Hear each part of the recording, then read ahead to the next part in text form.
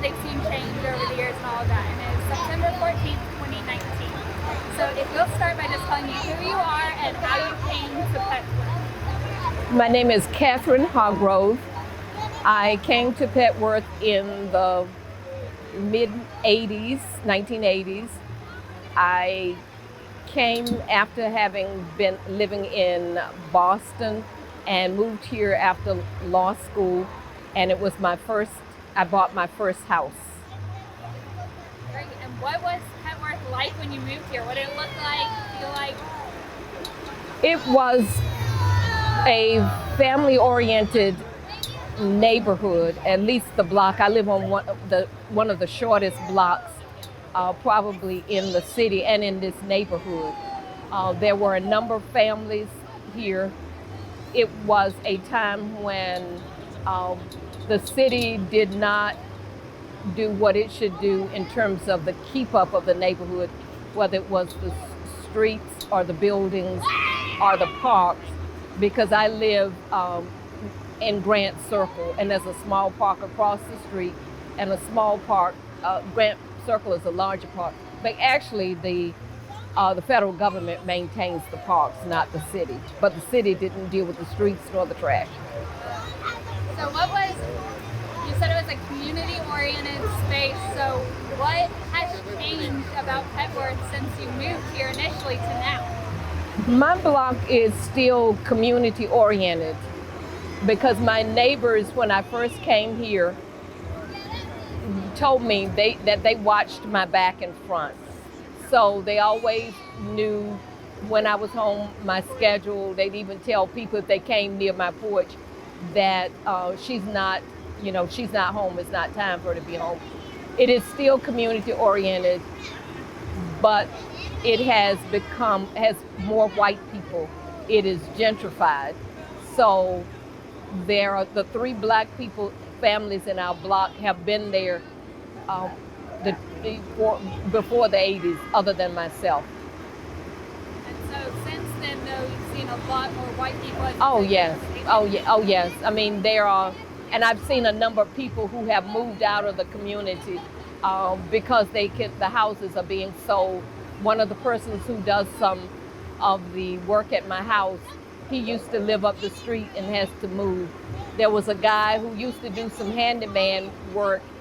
I remember when he came and said he wanted to borrow some money because he had to move. In fact, before he had to move, I helped him go to one of the local agencies to get some help to stay in housing. But at last, one day, he said he wanted to borrow some money, and I knew he didn't want to borrow it because he didn't have ability to pay it back, so he's gone. Another person I know has moved outside, further up in the neighborhood, because you can't afford to live in the neighborhood. But even though my neighbors are white now, we have a very diverse block, a very good community. So that's good. What other ways have you seen gentrification impact the community? We have streets are cleaned. We have people proposing a bike share. We have regular trash pickup. We do not have some of the crime that was there.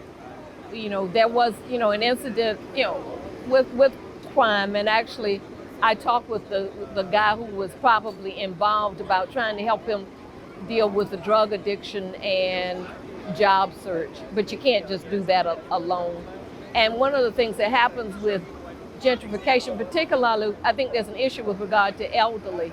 Sometimes you may see a lawn that is unkept, and you might say, what's going on? If the person is elderly, 1, they may not have the money for the maintenance. 2, they may not have the physical ability to maintain it. So someone may make decisions about the person based on something they don't know. So you can also deal with things about how to have lawns that require low maintenance, or if you have a sense of neighborhood, who can in fact do those things. So the elderly are, I think, are greatly impacted. You know, the knowledge about when to sell, who to sell to, what happens when you need a repair. Right now, I need a repair to a roof.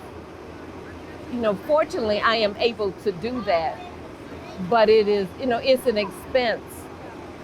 The public transportation has improved because, in fact, um, the Green Line is here now.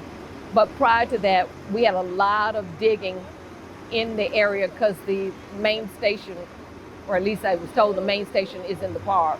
So so that's some of the impact of gentrification. I think it also impacts, you know, people now have their younger children, but they're also older adults. So how do you treat them? I was really annoyed when I came down the street a few minutes ago, and there was a family had a big dog and some children who I stopped because I didn't know what, and they were insistent that the dog knew the left side of the street and wanted me to move over. I mean, like, I don't know whether they wanted me to move over or they were not concerned that I might be fearful. And they just said, oh, he knows the left side of the street. He knows the left side of the street. So I come from an era when Black people were expected to move over. When I went to college, which I went to a predominantly white college, women's college, that was something that really really annoyed me. And it annoyed me today because they let the dog and the children walk on by, and they were so excited about the fact that the dog knew the left side. And I said to her, I am a human. Now, I don't know whether they understood that or not, but to me, that is truly disrespectful. So some of the people in the neighborhood who are new do not know or care to learn what are some of the norms or how to treat people. People will come by and and I'm a Southerner, so I expect people to speak, but they don't, but that dog situation really threw me off for a bit, yeah. Sure. Sorry that happened. Well, what do you think the importance of recording community history is in Petworth? Well, there will be, as people age, more people are seeing what we knew all along. Because I tell some of the people, and I've said it at the ANC meeting, Columbus didn't discover Petworth. Petworth was here. The neighborhood was allowed to decay. My late neighbor, who died, I think, at 103, was the first Black person to live in the block. She carried around with her some documentation to show what she and her husband had done. So Black people have been here. This was originally a Jewish community. So when we are here and are disrespected, it is not a good feeling. I consider myself an internationalist, so it's not that I don't want certain people here, it's that I want people to be respected. So whether it's the Latina neighbors or anyone who comes in. There was a Latino woman behind me at this event, and my Spanish is not good. Her English was not good, but she was looking at the order list, and so I bought her some tickets. So she wanted one of the flyers, which allows you 15% off, and the white lady looked at it and said, no. And then she sort of tried to act like she was just going to give her one of the, in addition to the tickets, one of the things they give you. I said, I bought her tickets. She can have one of those. Now, whether she felt disrespected or not, she just made a presumption that that woman did not have a right to that card. Now, I don't know how much she would have lost if she would have handed the woman the card without any discussion. There are not very many people coming here trying to get an extra card. So, and the woman's friends came later, and I had some extra, I didn't, extra money, but they couldn't, couldn't buy it. But I just didn't like the way she presumed that she did not have a right to have that. So, those are my thoughts. So, Is there anything else you'd like to add before we close out?